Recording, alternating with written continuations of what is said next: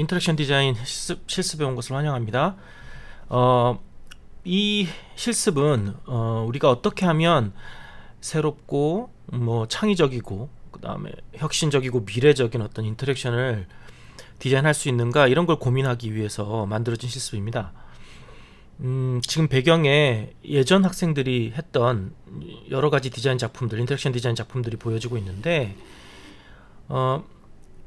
우리가 이런 인터랙션들을 디자인할 때 그냥 말이나 그림 이런 걸로 할 게 아니라 어떻게 하면 우리가 직접 그 인터랙션을 경험하면서 디자인할 수 있는가, 그것을 한번 고민해 보려고 하는 거예요. 제가 그걸 인터랙션 프로토타이핑이라고 하는데, 처음에 이걸 가르치기 시작할 때는 그런 이제 소위 말하는 구석기 시대에는 이게 쉽지 않았어요.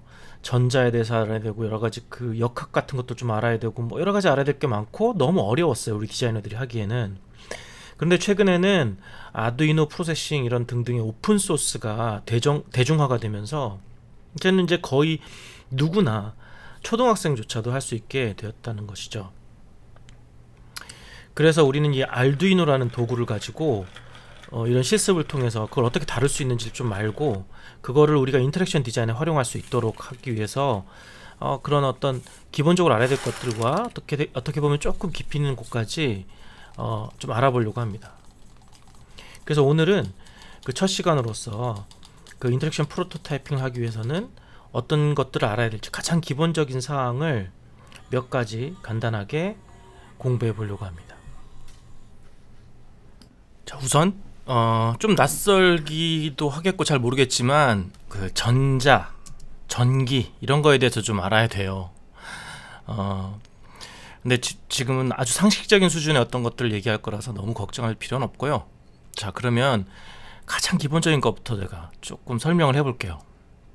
자, 먼저 흔히 이제 전기는 물에 잘 비유를 해요. 물처럼 어떻게 흐르는 것이기 때문에. 그런데 예를 들어서 이 버킷에다가 호스를 딱 연결했다고 칩시다. 밑에 구멍을 뚫고. 그러면 이제 땅으로 물이 흘러서 떨어지기 시작하겠죠. 이 물이 흘러서 땅으로 떨어지는 것은 저 물에 어떤 가해진 압력 때문에 그렇겠죠. 또 마찬가지로 전기에서도 이렇게 가해지는 압력을 우리가 전압이라고 부르고, 이제 볼티지 이렇게 하는데 V라는 그 기호를 써서 나타내고요. 그러면 이제 물이 흐르기 시작하겠죠. 그런데 이제 호스가 얼마나 두꺼운가 얇은가에 따라서 물에 흐르는 양이 달라지겠죠. 자, 그것을 우리가 전류라고 합니다. 그러니까 얼마만큼의 물이 흐르는가, 이게 암페아라고 부르고요. 그리고 그 물이 이렇게 호수를 따라서 흘러가는데 호수에 어떤 그 방해 그 물질이 이렇게 껴있던가 같은 이렇게 좁아져 있다고 봅시다. 그러면 물에 흐르는 양이 적어지겠죠. 이거를 저항이라고 하고 오음이란 단위를 써요. 그렇게 해서 이 물은 땅에 떨어질 겁니다. 이걸 이제 그라운드라고 부르는데, 이것도 우리가 많이 쓰는 용어인데, 이 세 가지, 전압, 저항, 전류, 이 세 가지를 잘 기억해 두세요. 많이 사용하게 됩니다. 이걸 잘 머릿속에 좀 그려볼 필요가 있습니다. 자, 그러면 이거를 우리 전기에 한번 빗대어서 한번 볼 건데, 건전지가 있어요. 건전지 여러분 다 알겠죠? 1.5V 건전지 이런 거 있잖아요. 건전지가 있다고 치면, 자, 그 건전지에다가 전선을 딱 연결합니다. 그럼 이건 마치 그 버킷에다가 호스를 딱 연결한 것처럼, 그래서 물이 이렇게 흐르기 시작하는 것처럼 이제 전기가 흐르기 시작하는 거예요. 그 전기가 흐르는데, 전기가 나오는 곳을 플러스, 그리고 들어가는 곳을 마이너스, 혹은 아까 얘기했지만 그라운드, 자연스럽게 전기가 흐르기 시작한다는 거예요. 그래서 이제 버킷에 물이 흐르는 것과 같은 이런 것에 잘 비유해서 생각해 보면 좋습니다. 그래서 이렇게 물이 흐르기 시작하면 그 흐르는 전류의 힘에 의해서 이제 불도 켜고 또 돌리고 이렇게 동작을 시키게 되는 거죠. 그럼 이 전기가 어떤 성질을 가지고 있는지 몇 가지 좀 알아야 될 것들 좀 언급해 보려고 하는데요. 먼저 전기는 높은 곳에서 낮은 곳으로 흘러갑니다. 마치 물이 높은 곳에서 낮은 걸 흐르는 것처럼, 이 높은 곳이란 것은 위치가 높은 게 아니라 이거는 전압이 높은 곳에서 전압이 낮은 곳으로 흐르게 됩니다. 그리고 또 우리가 호수가 큰 것과, 그러니까 굵은 것과 얇은 게 있다고 보세요. 물이 그러면 당연히, 그러니까 두 갈래로 이렇게 나 있다 보면 물을 흐리게 되면 당연히 굵은 쪽으로 더 많이 물이 흐르겠죠. 마찬가지입니다. 전하도 여기서는 이제 전선이 굵은 쪽이라기보다는 저항이 적은 쪽으로 흐르게 되는 거예요. 왜냐하면 굵으면 저항이 더 적으니까요. 적은 쪽으로, 저항이 적은 쪽으로 더 많이 그 전하가 흐르게 된다라는 원리예요. 요거는 이제 나중에 우리가 회로를 만들 때 또 요런 것이 어떤 작용을 하는지 더 자세히 알아볼 거예요. 자, 이렇게 성질도 좀 알아보고, 또 그러면 이렇게 이제 전선에다가 전지를 연결하고 꼬마 전구랑 스위치를 연결하면 이런 그림이 될 텐데, 이걸 이제 회로라고 부르는데, 이렇게 회로를 구성할 수가 있어요. 그런데 이 회로는 여기는 스위치를 딱 닫으면 불이 켜지겠죠. 아주 단순한 어떤 동작을 할 거예요.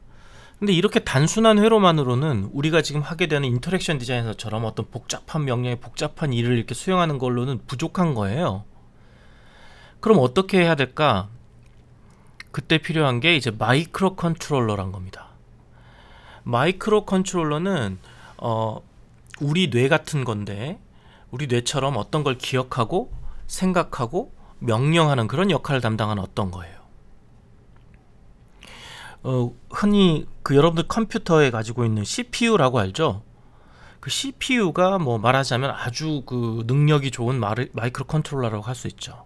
컴퓨터에 어떤 명령을 내리고 기억도 하고 뭐 하여튼 이런 일들을 담당하는 거죠. 근데 우리가 사용할 것은 그렇게 복잡하고 대단한 능력을 가진 건 아니고요. 아주 단순한 능력을 가지는 그런 마이크로 컨트롤러이긴 한데, 마이크로 컨트롤러가 필요해요. 그러니까 그냥 누르면 불이 켜진다 정도가 아니라 이런 거죠. 뭐 이렇게 두 번 누르면 깜빡깜빡하게 한다. 이런 거는 아까 같은 회로로는 불가능하고, 마이크로 컨트롤러가 이런 어떤 행동을 기억하고 있다가 그 적당한 시기에 그렇게 하게 만들어주는 역할을 담당하는 그런 두뇌가 필요한다는 얘기입니다. 그게 마이크로 컨트롤러의 역할이에요. 그런데 마이크로 컨트롤러의 입장에서 보면 그 꼬마 전구에 불 켜지는 것은 이 마이크로 컨트롤러가 어떤 것을 명령하는 것이니까 마이크로 컨트롤러에서 뭔가 명령이 나가는 거죠. 그래서 아웃풋이 되고, 그리고 스위치를 누르는 것은 이제 인간이 뭔가 스위치를 누르는 거잖아요. 마이크로 컨트롤러에게 신호를 인풋 넣어주는 거거든요.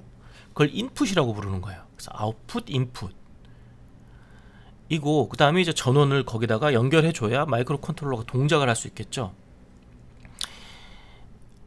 그런데 이 아웃풋과 인풋을 잘 알아야 됩니다. 그 아웃풋과 인풋에는 어떤 종류가 있느냐?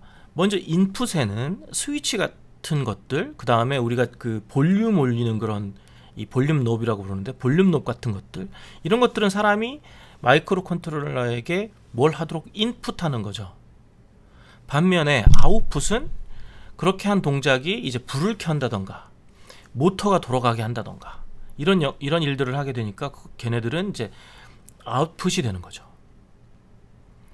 그런데 다른 각도에서 보면 예를 들어서 스위치 같은 경우에 딸깍 누르면 딸깍 눌리죠. 띄면 오프, 온, 오프, 온, 오프, 이렇게 온, 오프 두 개만 가능하고, 전구 같은 경우에도 물론 뭐 항상 그렇진 않지만 켜졌다 꺼졌다 켜졌다 꺼졌다, 이 온, 오프만 관련되는 것들을 우리가 디지털이라고 부르죠. 그래서 위쪽에 있는 것들은 디지털 인풋, 디지털 아웃풋이고, 아래쪽에 있는 것들은 그거가 좀 달라요. 볼륨 놉은 좀 컨티뉴, 그러니까 어떤 연속적인 값을 집어넣는 거잖아요. 크기를 맨 작은 거에서부터 맨 큰 것까지 이렇게 돌려서, 이런 것들은 언오프가 아니에요. 연속적인 어떤 값이거든요. 모터도 마찬가지입니다. 그냥 언오프가 아니라 돌잖아요. 그래서 연속적인 거예요. 이런 걸 이제 아날로그라고 부르니까 마찬가지로 밑에 것들은 아날로그 아웃풋과 아날로그 인풋 이렇게 되겠죠. 그러니까 말하자면 모두 네 가지 종류의 어떤 것들이 인풋 아웃풋이 가능하네요. 디지털 인풋, 디지털 아웃풋, 아날로그 인풋, 아날로그 아웃풋 이렇게 네 가지 종류가 가능한데 아주 복잡한 어떤 인터랙션 동작을 하는 그런 것들도 이렇게 한 네 가지 종류의 인풋, 아웃풋들로 우리가 결국에는 분류를 해낼 수 있어요. 그러니까 어떤 설계를 하거나 뭘 할 때 이런 것들이 필요할 때 어떤 인풋이 필요한가, 디지털인가 아날로그인가, 어떤 아웃풋이 필요한가, 디지털인가 아날로그인가, 거기에 맞는 것들을 찾는 식의 어떤 그런 그림을 머릿속에 그릴 수가 있는 거죠. 요 구조를 잘 기억해 두십시오. 결국은 아무리 복잡한 것도 결국 따지고 보면 이 조합이니까요. 자, 그러면 이런 실제로 이런 마이크로 컨트롤러와 인풋 아웃풋에 어떤 것이 있는지 실제로 여러분들 패키지를 보면서 조금 더 자세히 어떤 것들이 종류를 한번 설명해 보겠습니다. 우리 이 실습에서 필요한 여러 가지 부품들이 필요한데요. 이 부품들을 한번 쭉 훑어보도록 할 거예요.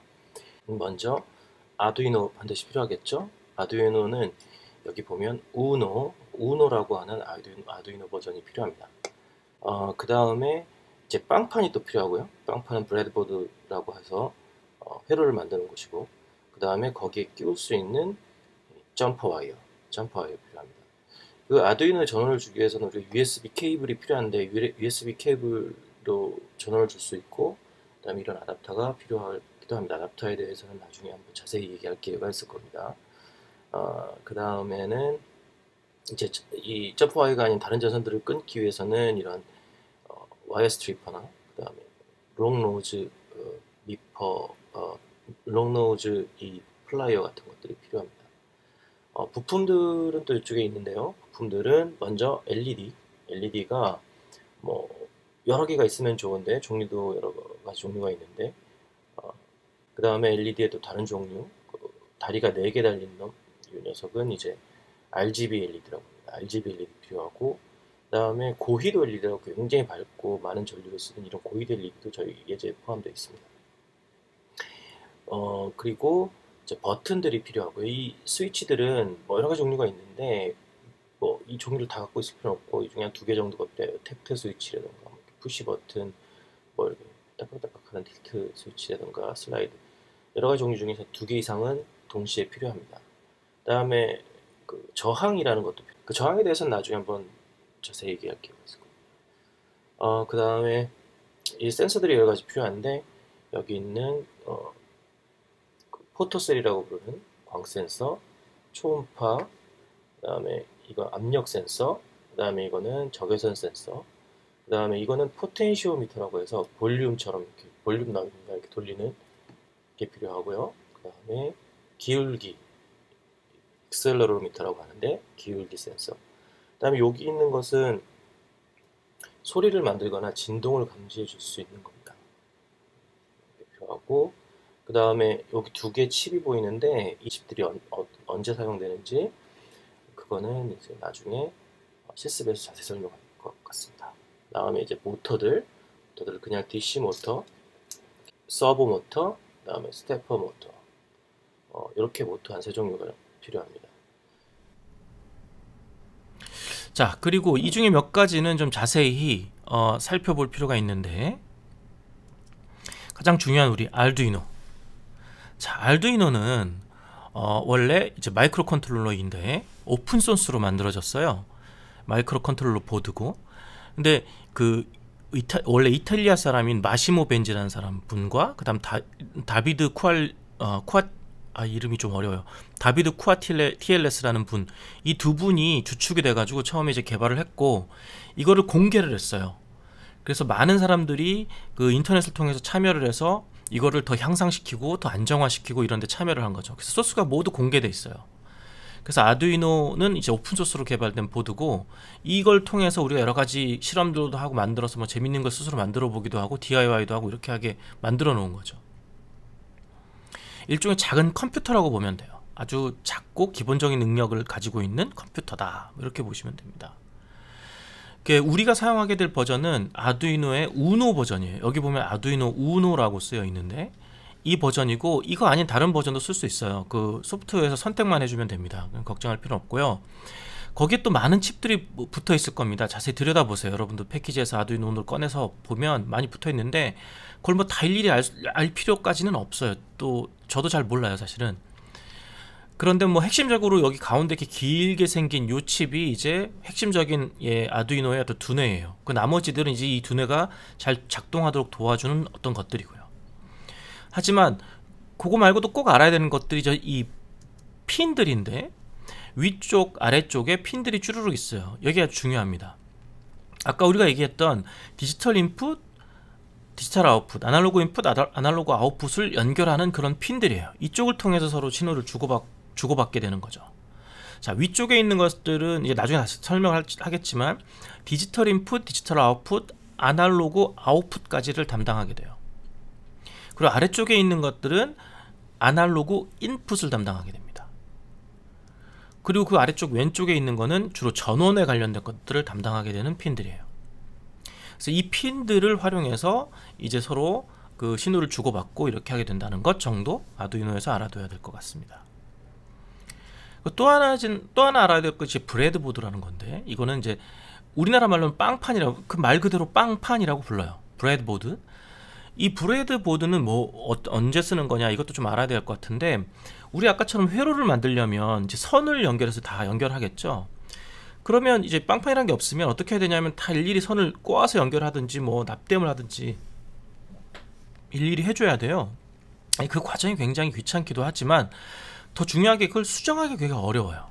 왜냐하면 뭐 납땜 다 하고 나서 다 띄고 다시 또 납땜하고 그러면 굉장히 시간도 오래 걸리고 어렵거든요, 수정하기가. 그래서 이 브레드보드를 활용하는데, 브레드보드는 많은 구멍들이 뚫려 있어요. 근데 이 구멍들이 어떻게 되어 있냐면 이렇게 이 빨간 선들이 서로 다 연결이 되어 있어요, 아래쪽에. 그래서 아까 패키지에서 봤던 그 점퍼 와이어, 이 점퍼 와이어가 이 구멍에 쏙쏙 들어가게 되어 있거든요. 이 점퍼 와이어들을 여기다 꽂아 가지고 선과 선을 서로 연결해 주기 위해서 이 브레드보드를 활용하는. 그럼 간단하게 뭐 막 납땜할 필요 없이 여기다 딱딱 꽂으면 서로 딱딱 연결이 되겠죠. 회로도 마찬가지. 회로에 뭐 어떤 뭐 스위치가 있으면 스위치도 딱딱 꽂으면 그 꽂은 데다가 선을 딱딱 꽂으면 연결하고, 이렇게 쓸 수 있도록 만든 프로토타이핑 보드입니다. 무슨 말인지 아실 거예요. 자, 이것도 많이 쓰게 될 겁니다. 자, 그러면 이제 알두이노를 활용하려면 그냥 할 수는 없겠죠. 먼저 그 알두이노 사이트, 그 arduino.cc 이 사이트를 일단 가봐야 돼요. 여기에 지금 굉장히 많은 정보들이 있기 때문에 자주 들락날락 거려야 되는 사이트입니다. 먼저 알두이노를 사용하기 위해서는 알두이노 개발 환경이라는 소프트웨어를 깔아야 됩니다. 이 사이트에 보면 다운로드라는 곳이 있어요. 다운로드에 가보면 이렇게 IDE 개발 환경을 깔 수 있는 그 소프트웨어를 다운로드 받을 수 있는데, 자기가 뭐 윈도우를 쓰는지 아니면 맥OS를 쓰는지에 따라서 여기서 받아서 스스로 깔아보세요. 제가 깔게 되면 여기를 잘 읽어보시면 쉽게 깔 수 있어요. 그걸 일일이 제가 얘기하지는 않습니다. 깔게 되면 어떤 게 깔리냐면 깔려요. 알두이노를 그 개발 환경 IDE를 깔고 나서 이제 이거를 알두이노에 연결해 볼게요. 그래서 처음으로 한번 알두이노가 연결이 잘 되어 있는지 확인해 보겠습니다. 확인할 때는 먼저 그 USB를 꽂아줍니다. USB를 여기다가 이렇게 꽂습니다. 꽂게 되면 제일 먼저 해야 될 일은 툴이라는 곳, 이거는 이제 PC나 맥이나 마찬가지인데 PC에 가서 보드를 선택해 줘야 돼요. 지금 여러분들이 보통 사용하게 되는 게 알두이노 우노예요. 근데 두에밀라 노브를 쓰는 사람도 있을 수 있어요. 요것들 중에 내가 지금 쓰고 있는 건 우노라고 적혀있죠. 우노라고 적혀있어요. 우노라는 거를 선택해 주고, 다음 두 번째 또 설득해야 되는 건 뭐냐면 포트예요.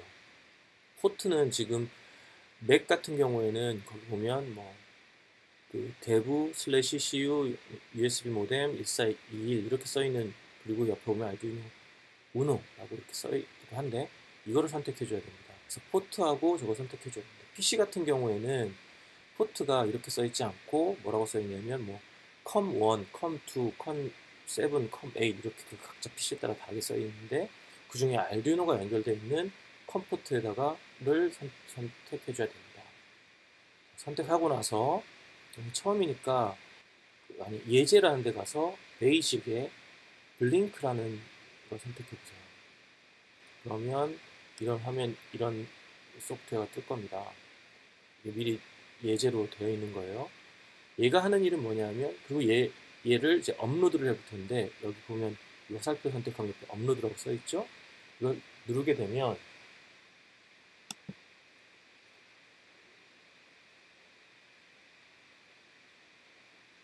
깜빡거리는 게 보일 거예요. 지금 업로드 되고 있다는 거고 업로드 하고 나면 어떤 일이 벌어져요?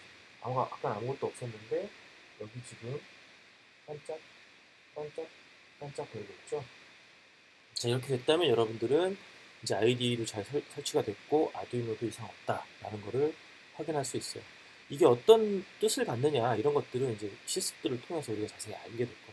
그 다음에 우리가 조금 더 봐야 될 게 뭐냐면 우리가 이제 알두이노 이 사이트에서 arduino.cc에서 우리가 자주 봐야 될 것들은 여기 보면 learning에 getting started나 뭐 튜토리얼 이런 데도 자주 가서 보게 될 거지만 특히 레퍼런스 라는 곳에 가면 그 알두이노 IDE 환경에서 사용하게 되는 명령어들 이런 것들이 쭉 여기 있습니다. 혹시 그 명령어가 무슨 뜻인지 잘 모르겠다면 거기 가서 클릭을 해보면 거기에 자세한 설명과 그 다음 예제들이 나와 있어서 대충 여기서 다 이제 레퍼런싱 할 수가 있는 거예요. 확인할 수 있습니다.